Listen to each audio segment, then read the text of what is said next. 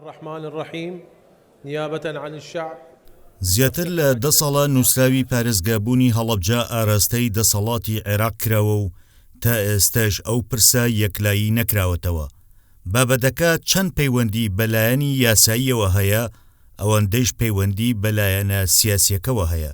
ڕۆژی پێنجشەممە کۆتا دانیشتنی پەرلەمانی عێراقە لە مانگی ئەیلول و تا ئێستا دیار نییە کە پرۆژە یاسایی بە پارێزگابوونی هەڵەبجە دەخرێتە کارنامەی کۆبوونەوە یاخود نا. پێشتر بڕیار بوو لە کۆبوونەوەی ڕۆژی 18 ئەیلول پەرلەمانی عێراق دەنگ لەسەر پرۆژە یاساکە بدات، بەڵام لەگەڵ دەستپێکردنی ئەو دانیشتنەدا بڕگەی دەنگدان بە پرۆژە یاساکە هەڵگیرا. دەنگی ناڕەزایی پەرلەمانتارانی شیعە و سوننا لە دژی دروست بوو. ئەو هەنگاوە نیگەرانی فراکسیۆنە کوردیەکانی لێکەوتەوە و کۆبوونەکەی پەرلەمان بایکۆت کرا. تا ئێستا فەرمانگەی ڕاگەیاندنی پەرلەمان بە شێوەیەکی فەرمی کارنامەی کۆبوونەوەی ڕۆژی پێنجشەممەی بڵاو نەکردووەتەوە و دیاریش نییە ئەو بابەتە دەخرێتە بەرنامەی کاری پەرلەمان یاخود نا. بڕیار ڕەشید پەرلەمانتاری کورد لە پەرلەمانی عێراق بۆ زووم گوتی دیار نییە پەرلەمان بابەتی دەنگدان لەسەر پرۆژە یاسایی بە پارێزگابوونی هەڵەبجە دەخاتە دەنگدانەوە یان نا.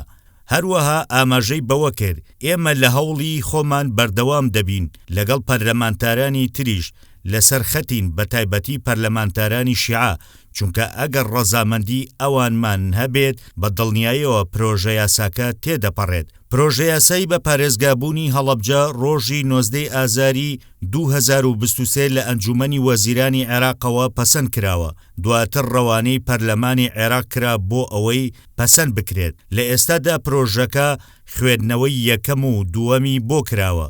بەشێک لە پەرلەمانتارانی عێراق هۆکارن بۆ ڕێگری لە تێپەڕاندنی پرۆژەکە. داوا دەکەن ئەگەر هەڵەبجە ببێتە پارێزگا ئەوە قورساییەکی زیاتر دەکەوێتە سەرشانی حکومەتی عێراق و کێشەی ئەوەیان بۆ دروست دەبێ چەند قەزایەکی تر داوای بە پارێزگابوون بکەن.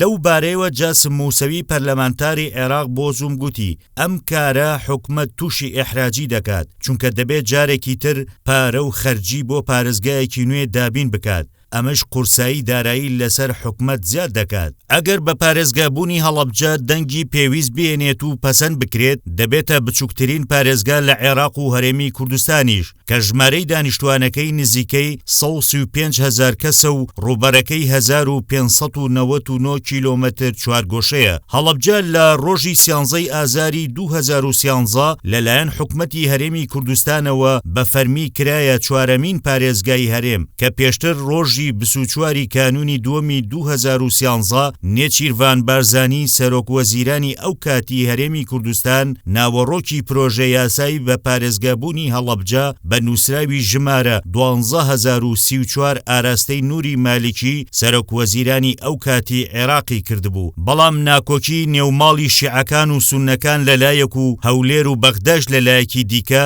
هۆکار بوو بۆ ئەوەی هەڵەبجە نەبێتە پارێزگا.